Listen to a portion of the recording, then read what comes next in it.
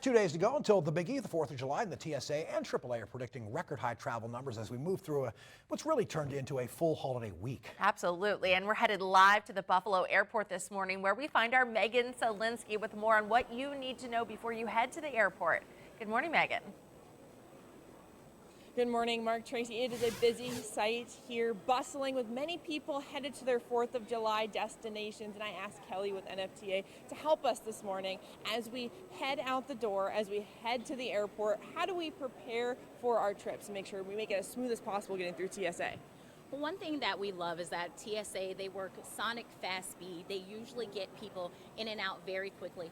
But one of the ways that you can actually help is doing some simple things, making sure that you have slip-on shoes so that way you go really quickly through that line. And another thing that we want to kind of tell passengers is when you have your bag, you want to make sure that you start with an empty one. You're going to want to open everything up. Make sure that there's nothing in there because you never know, you definitely don't want to have anything from, previous hunting expeditions. We got a lot of hunters in Pennsylvania as well as out here in Western New York. So you want to make sure that you start with an empty bag to make sure there's nothing in there that shouldn't be.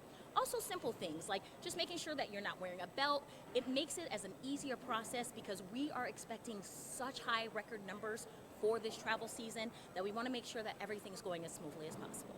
A lot of people we've seen coming through this morning have not been traveling alone. They have families, they have little ones. Do you have any advice for getting them smoothly through these lines?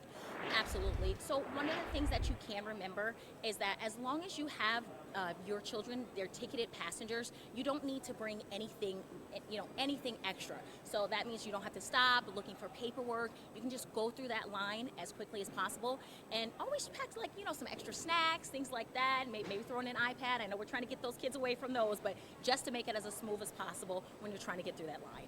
Especially if you get here early, like you told us to, there's going to be some downtime, so you want to make sure those kids are entertained. Coming up at 6:30, we'll still be here at the airport watching as these people get on and board their flights with a little more tips from Kelly on how to make that trip as smooth as possible. From Buffalo, Megan Solensky, Erie News Now.